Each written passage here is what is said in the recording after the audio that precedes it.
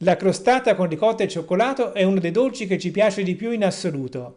Al solito lo prepara mia moglie Daniela, in casa è lei che si occupa del reparto dolci, per cui le cedo il microfono.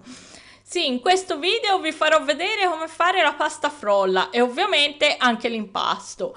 Iniziamo con gli ingredienti e una tortiera di 26 cm, 300 g di farina, 160 g di zucchero, 3 uova, 120 g di cioccolato, 700 g di ricotta, 125 g di burro, un limone con buccia non trattata e del lievito per dolci.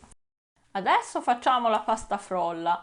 Si mette il burro che faremo a pezzettini per cercare di farlo un po' scaldare. Poi mettiamo la farina sulla spianatoia, la metà dello zucchero, mescoliamo il tutto e grattugiamo la buccia del limone, che ovviamente, come abbiamo appena detto, è importante sia non trattata. Fatto questo si fa una fontana, cioè si fa un monte e poi si apre un buco al centro dove inseriamo le uova intere, un pizzico di sale e iniziamo a mescolare con una certa energia. Bisogna cercare di fare abbastanza velocemente. Inseriamo il nostro burro a pezzetti, a questo punto sarà ammorbidito e ora bisogna veramente cercare di essere rapidi perché non è bene se il burro si scalda troppo mentre lo stiamo impastando. Inseriamo il lievito e cerchiamo di distribuirlo uniformemente in tutto l'impasto. E mentre Daniela impasta, se vuoi vedere altre ricette spiegate bene come questa, ti invito ad iscriverti al canale Gianni LPX e ad attivare la campanella per ricevere le notifiche dei prossimi video. Il nostro impasto è pronto.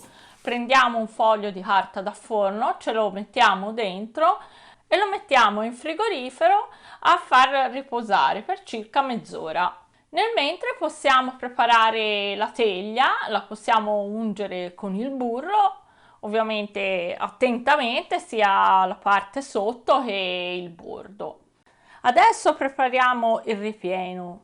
Facciamo il cioccolato a pezzi, non importa uniforme, va benissimo anche se è un po' più fine o un po' più grosso. Poi inseriamo in una zuppiera la ricotta, la metà dello zucchero e con lo sbattitore cerchiamo di amalgamare il tutto finché non sentiamo appunto che lo zucchero si è sciolto. A questo punto, passata la mezz'ora, possiamo prendere la nostra pasta frolla.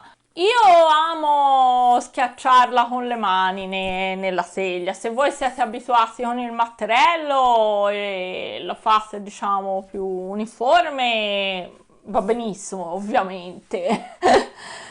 Poi faccio ovviamente un po' un bordino che mi deve contenere poi il ripieno. A questo punto completo il ripieno mettendo l'uovo intero nell'impasto, lo sbatto e infine aggiungo il mio cioccolato in pezzi che mescolo accuratamente dal basso verso l'alto con il mio mestolo di silicone.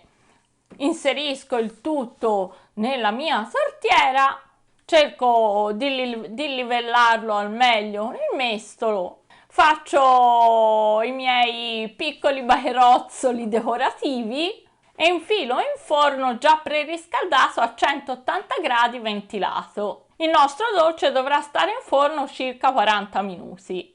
Passati i 40 minuti di cottura possiamo aprire il forno e dare un'occhiata. Se la nostra pasta frolla e anche il ripieno di ricotta ha preso un colore un po' leggermente abbronzato, la nostra crostata è pronta e la possiamo togliere dal forno. A questo punto il nostro dolce è fatto. Come aspetto forse non sarà bellissimo, però vi assicuro che il sapore ripagherà tutto quanto. È un dolce buonissimo, non è particolarmente pesante perché la ricotta è un formaggio abbastanza leggero e il cioccolato ci sta veramente d'incanto. Vi ringraziamo per averci seguito fin qui. Io e Daniela andiamo a mangiarci il dolce, mentre voi ci vediamo alla prossima ricetta.